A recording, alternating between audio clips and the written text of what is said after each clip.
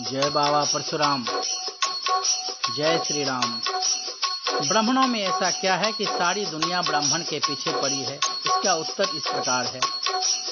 रामचरितमानस में गोस्वामी तुलसीदास जी ने लिखा है कि भगवान श्री राम जी ने श्री परशुराम जी से कहा कि देव एक गुण धनुष हमारे, 9 गुण परम पुनीत तुम्हारे। हे प्रभु, हम क्षत्रिय हैं, हमारे पास एक ही गुण है अर्थात धनुष ही है, और आप ब्राह्मण हैं, आप में परम पवित्र 9 गुण है। ब्राह्मणों के 9 गुण। 9 गुण क्या?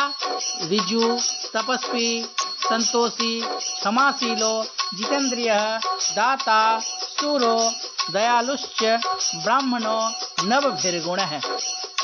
ऋजु अर्थात सरल हो, तपस्वी अर्थात तप करने वाला हो, संतोषी अर्थात मेहनत की कमाई पर संतुष्ट रहने वाला हो, क्षमाशीलो क्षमा करने वाला हो, जितेंद्रिय अर्थात इंद्रियों को बस में रखने वाला हो, दाता दान करने वाला हो, शूर अर्थात बहादुर हो, दयालुश्च दया पर सब पर दया करने वाला हो, ब्रह्म ज्ञानी। श्रीमद् भागवत गीता के 18वें अध्याय के 42वें श्लोक में भी ब्राह्मण के 9 गुण इस प्रकार बताए गए हैं। समो दमस्तप शौचम क्षान्ते राजर्वमेव च ज्ञानम विज्ञानमस्तिक्यम ब्रह्म कर्म स्वभावजम। अर्थात मन का निग्रह करना, इंद्रियों को बस में करना, तप, धर्म पालन के लिए कष्ट सहना, शौच, बाहर भीतर से शुद्ध रहना, क्षमा, दूसरों के अपराध को क्षमा करना, आर्जवम, शरीर मन आदि में सरलता रखना, वेद शास्त्र आदि का ज्ञान होना, यज्ञ विधि को अनुभव में लाना और परमात्मा वेद आदि में आस्तिक भाव रखना, यह सब ब्राह्मणों के स्वाभाविक कर्म है। पूर्व श्लोक में स्वभाव प्रवृत्ति गुण है कहा, इसलिए स्वभावक कर्म बताया है। स्वभाव बनने में जन्म मुख्य है, फिर जन्म के बाद संग मुख्य है। संग स्वाध्याय अभ्यास आदि के कारण स्वभाव में कर्म गुण बन जाते हैं। देवाधीनम जगत सर्वम मंत्राधीनाश्च देवताः ते मंत्रः ब्रह्मणाधीनम् तस्मात् ब्राह्मण देवताः। धिग्बलं क्षत्रियबलं ब्रह्म तेजो बलं बलम् एकेन ब्रह्मदंडेन सर्वशस्त्राणि हतानि च। इस श्लोक में भी गुण से हारे का त्याग, तपस्या, गायत्री, संध्या के बल से, और आज लोग इसी को त्यागते जा रहे हैं और पूजवाने का भाव जबरदस्ती रखे हुए हैं।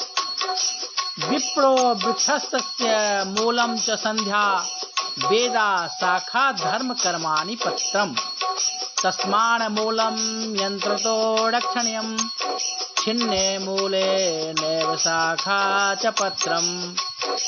भावार्थ, वेदों का ज्ञाता और विद्वान ब्राह्मण एक ऐसे वृक्ष के समान है जिसका मूल दिन के 3 विभागों प्रातः, मध्याह्न और संध्या, सायंकाल के समय यह 3 संध्या गायत्री मंत्र का जप करना है। चारों वेद उसकी शाखाएं हैं तथा वैदिक धर्म के आचार विचार का पालन करना उसके पत्तों के समान है। अतः प्रत्येक ब्राह्मण का यह कर्तव्य है कि इस संध्या रूपी मूल की यंत्र पूर्वक रक्षा करे, क्योंकि यदि मूल ही नष्ट हो जाएगा तो ना तो शाखाएं बचेगी और ना ही पत्ते ही बचेंगे। पुराणों में कहा गया है, विप्राणाम यत्र पूज्यन्ते रमन्ते तत्र देवता।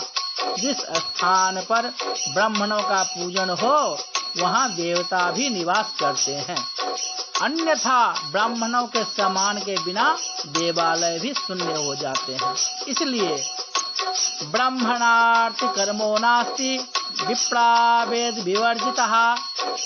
श्री कृष्ण ने कहा, ब्राह्मण यदि वेद से हीन भी हो तब पर भी उसका अपमान नहीं करना चाहिए, क्योंकि तुलसी का पत्ता क्या छोटा क्या बड़ा, वह हर अवस्था में कल्याण ही करता है। ब्राह्मणों अस्य मुखमासीदः। वेदों ने कहा है कि ब्राह्मण विराट पुरुष भगवान के मुख में निवास करते हैं। इनके मुख से निकले हुए हर शब्द भगवान का ही शब्द है। जैसा ही स्वयं भगवान ने कहा है कि विप्र प्रसादात धरणीधरोऽहं, विप्र प्रसादात कमलावरोऽहं, विप्र प्रसादात अजिताजितोऽहं, विप्र प्रसादात मम राम नामम। ब्राह्मणों के आशीर्वाद से ही मैंने धरती को धारण कर रखा है, अन्यथा इतना भार कोई अन्य पुरुष कैसे उठा सकता है। इन्हीं के आशीर्वाद से नारायण होकर मैंने लक्ष्मी को वरदान में प्राप्त किया है। इन्हीं के आशीर्वाद से मैं हर युद्ध भी जीत गया और ब्राह्मणों के आशीर्वाद से ही मेरा नाम राम अमर हुआ। अतः ब्राह्मण सर्व पूजनीय है और ब्राह्मणों का अपमान का ही कलयुग में पाप की वृद्धि का मुख्य कारण है। प्रश्न नहीं, स्वाध्याय करें। हर हर महादेव, हर हर महादेव।